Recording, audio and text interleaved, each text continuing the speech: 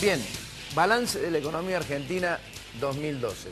El trabajo que todos los años realiza la Bolsa de Comercio de Córdoba a través de su Instituto de Investigación. Le decía a Alfredo Blanco hace minutos nada más que esto es una enciclopedia, es un diccionario para el periodismo, para el empresario, para todo quien quiera seguir detalladamente todo lo que ha ocurrido en el año 2012. Y esto es producto de no solamente el esfuerzo, sino la capacidad, la intelectualidad puesta al servicio de, yo diría que la cuestión docente, para que algunos tengan que instruirse con respecto a esto, tiene un elemento donde ir a recabar, donde ir a tomar datos.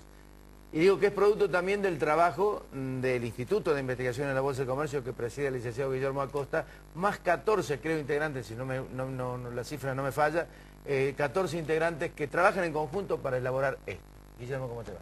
¿Qué tal? ¿Son 14? Gracias por la invitación. Sí, 14. 14. No me equivoqué entonces. No se ha equivocado.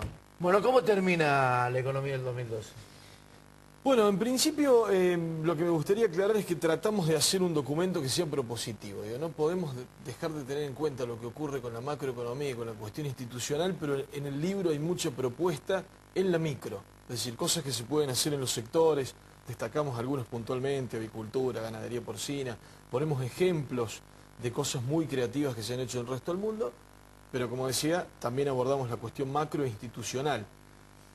El libro lo que trata es de avanzar sobre cuáles son los determinantes de la competitividad. Y ahí encontramos la macroeconomía, la microeconomía y las instituciones. En la micro todavía hay oportunidades, ¿sí? Pero claramente tenemos un contexto macroinstitucional que es el mejor. ¿Cómo cerramos en términos macro 2012? Uno puede hacer una buena síntesis analizando qué pasó con las cuentas fiscales y con las cuentas externas. Y vemos ese comportamiento a través de los años. Entonces, la gente recordará, año 98, se hablaba de los déficits gemelos, es decir, teníamos déficit fiscal y déficit en las cuentas externas, recesión, crisis, devaluación mediante, pasamos a tener superávit gemelos, y eso se fue deteriorando con el tiempo, con el paso del tiempo, y llegamos a un resultado 2012 donde estamos muy cerca otra vez de volver a ese cuadrante donde hay déficit gemelos, ¿no? Entonces, primer dato, sí. ¿Por qué pasamos de superávit y estamos cerca de un déficit? Bueno, en principio porque llegamos a tener en algún momento un superávit de las públicas en relación al producto de 6 puntos que no se había visto en la historia de la Argentina, ¿sí? Entre los años 2003 y 2007, ¿sí? Eso por supuesto que se fue deteriorando en parte porque hay un hueco dentro de las cuentas públicas que son los subsidios, unos subsidios que son absolutamente ineficientes. Uno no está diciendo que por las condiciones económicas y sociales que existen no tenga que haber subsidios, pero sí tienen que ser mucho más eficientes. Hay gente que necesita el subsidio, no lo recibe, hay subsidios que se están dando a la clase media, media alta y alta que no los necesitan. Es decir, hay que ser mucho más eficiente en ese sentido. Los subsidios representan el 4% del producto y el 20% del gasto total. Es decir, el 20% de la plata que tiene el gobierno para administrar se termina yendo en subsidios económicos, es decir, a los sectores privados, que ya terminan siendo más altos que los subsidios sociales, digo, que es la asistencia que presta el Estado, ¿no? Entonces, claramente, ahí hay que revisar algunas cosas. Y con respecto a las cuentas externas, bueno, lo hablaban durante el programa, lo que tiene que ver con competitividad, estamos asistiendo ya a caídas en los volúmenes exportados en lo que tiene que ver con manufacturas de origen industriales, que son las que tienen el mayor valor agregado y como bien decía usted también hace algunos minutos, esto está prácticamente forzando a la economía a que aumente su grado de primarización. Me quedé con una frase tuya. Esto es producto de consecuencias económicas y sociales. Sí. El tema es, si crecimos tanto durante tanto tiempo, ¿por qué hay consecuencias económicas y sociales? Bueno, en principio creo que esto muestra que no pudimos o no supimos administrar la abundancia, ¿no? En esa comparación que hacía recién de años, en el año 98, que decimos vamos a una situación como esa, teníamos una soja que costaba $230 y ahora tenemos una soja que cuesta $539, o por lo menos esos son los promedios que podemos sacar para los 2 años. Entonces, claramente no pudimos administrar la abundancia. Hay que reconocer a todos estos años que en materia social hubo mejoras. La mejora en la distribución del ingreso fue importante, pero hace algunos trimestres uno ve que esa mejora del ingreso ya de alguna manera se estancó. Es decir, la diferencia entre el decil más rico y el decil más pobre no sigue mejorando. En materia de empleo también empezamos a advertir que hay sectores en donde se está destruyendo empleo. En pobreza, bueno, ni hablar, tenemos inflación y la inflación es un impuesto regresivo, castiga a los que menos tienen. Entonces claramente ahí estamos viendo también el deterioro en términos sociales. Y la otra cuestión es la institucional, digo, uno puede poner en tela de juicio índices, pero si tomamos lo que calcula el Banco Mundial, lo que calcula World Economic Forum, estamos viendo que hay un deterioro importante.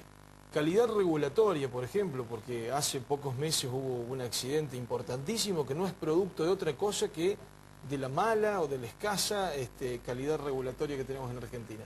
Entre 1996 y 2001, en un ranking de 185 países caímos en calidad regulatoria 86 posiciones. Eso caímos en el 2001. Del 2001 al 2011, con el crecimiento económico que tuvimos, no levantamos absolutamente una posición. Eso hace que en 15 años, 1996 y 2011, hayamos caído 86 posiciones. ¿Cuál es la razón si crecíamos tanto? Bueno, eso no se mostró en instituciones formales, que es el andamiaje de normas jurídicas que regula la sociedad. Evidentemente, creyendo en este índice, lo que ha ocurrido es que nuestra calidad regulatoria ha disminuido. En muchos casos, digo, teníamos organismos como lo que era el ENRE, que había armado un esquema regulatorio para la electricidad que era modelo en el mundo. Es decir, muchos países que introdujeron reformas en sus mercados energéticos habían utilizado el esquema que armó Argentina. Esos países siguen teniendo vigente ese marco regulatorio que sigue siendo exitoso y en realidad nosotros lo desvirtuamos absolutamente con los subsidios, las transferencias, los fondos que se transfieren a Camesa para que las tarifas no aumenten. Esas tarifas vinieron en detrimento de la inversión. Entonces digo, realmente hemos hecho una maraña ya que es bastante difícil de salir de ahí, de tratar de solucionar un poco las cosas. Y fundamentalmente, aun cuando el programa exista y que sea un programa integral, lo que hay que tener es credibilidad. Digo, el programa desde lo técnico puede ser bueno, ahora para que sea exitoso, todos nosotros tenemos que creer en que ese programa se puede implementar. ¿Y el empresario cree en eso? No, en principio no, y personalmente creo que es muy difícil. Por eso si usted me pregunta cómo ve lo que sigue, no vemos crisis, no vemos un escenario de colapso, el endeudamiento no es extremo, existe un déficit interesante, pero no inmanejable, pero sí vemos muchos más años de lo mismo, digo, ¿no? Baja tasa de crecimiento, lo que por supuesto se va después a sentir en cuestiones sociales, empleo.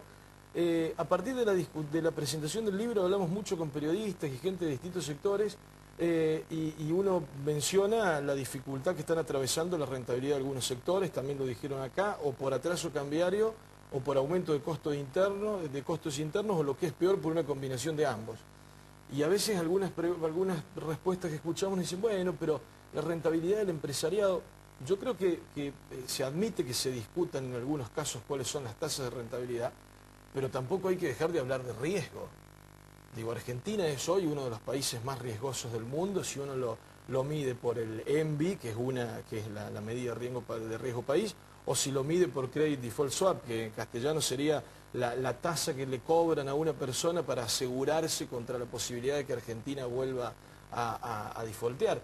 Entonces, claramente, digo, además hay que incorporar otra variable de análisis, que es el riesgo que se vive en Argentina, con cambios en las reglas de juego bien importantes. Digo, la inversión extranjera directa no por nada nos está esquivando si las empresas extranjeras que están en Argentina no pueden girar dividendos.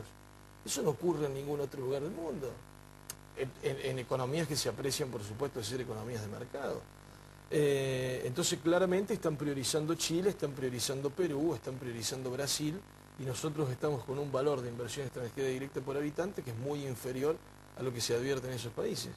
Entonces, año 2013, vamos a tener una cosecha mejor que la del año pasado, vamos a tener un Brasil que va a crecer algo más del 1% que creció el año pasado, pero van a seguir pesando, obviamente, todas estas tomas de decisiones que tienen que ver con política económica doméstica, que están afectando seriamente la competitividad y la credibilidad fundamentalmente, ¿no? Brasil bajo la pobreza, Brasil creció el 1%, nosotros crecimos a un ritmo más o menos parecido a Brasil en los 2 últimos años, no ahora, pero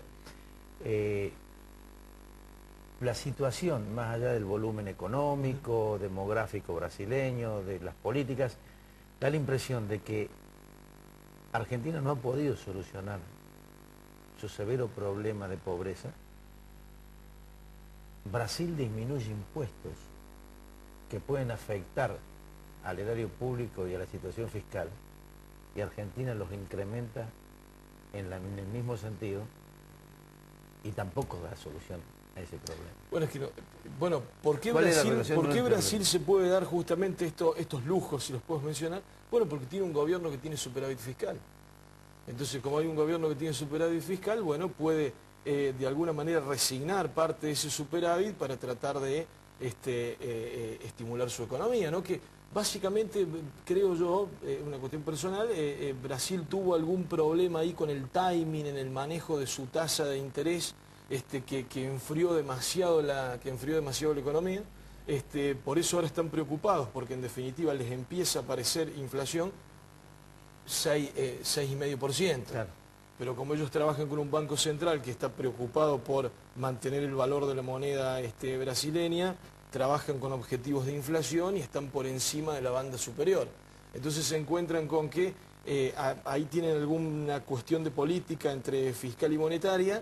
Yo creo que la van a solucionar. Han mostrado que tienen un gobierno que rápidamente toma medidas, y medidas bien concretas. Recién usted lo decía, disminución de impuestos a la producción, disminución de alícuota del IVA a alimentos. Digo, es un gobierno que además es ágil. Y también uno advierte que hay, primero, un tecnicismo muy importante en Brasil, y por otro lado, realmente los ministros encargados de las carteras se encargan de las carteras. Y no tenemos esta suerte de ministros Mosaico. testimoniales, digamos, en Argentina, que parece que se encargan de algunos temas, pero en el fondo no lo hacen. Entonces, hay diferencias muy grandes. Además, en Brasil hay políticas de Estado.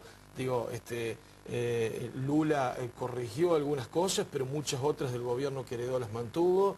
En el caso de Rousseff se dio lo mismo. Continuidad. Y fundamentalmente una lucha sirve. muy importante contra la corrupción en Brasil, en donde la misma presidenta del país dijo que aquel funcionario que esté sospechado debería abandonar el gobierno. Y más aún si la justicia avanza en algún proceso contra ese funcionario, aun cuando son de su reunión íntimo. Digo, evidentemente La mano derecha. hay cuestiones que uno a esto lo advierte. Y la relación que hay entre Estado de Derecho y Producto Bruto es clara. Digo, en el largo plazo esto ajusta. Nosotros, ¿qué es lo que vemos hoy? Por Producto Bruto per cápita tenemos un producto aceptable para el nivel de Estado de Derecho que tenemos, ¿sí? Ahora, en el largo plazo, como decía, estas cuestiones ajustan. El tema es si nosotros vamos a ajustar nuestro Estado de Derecho, entonces por producto nos vamos a parecer a Chile, a Hungría o Portugal, o si nosotros vamos a ajustar nuestro producto a la baja al nivel del Estado de Derecho que tenemos. Y en ese caso vamos a parecer Filipinas, vamos a parecer Mozambique. Digo, hay un deterioro muy marcado que uno lo ve año tras año en distintas variables. El tema es si en el momento en que reaccionemos no vamos a haber perdido ya demasiado tiempo y un tren que nos va a costar mucho perseguirlo y volvernos a subir. Guillermo, muchas gracias. ¿A usted? Gracias por la gentileza de acercarme el balance y fundamentalmente gracias por digamos, esta charla, porque creo Por que favor. contribuye a generar opiniones diversas. Muy bien, muchas gracias a usted. Gracias. Ya volvemos.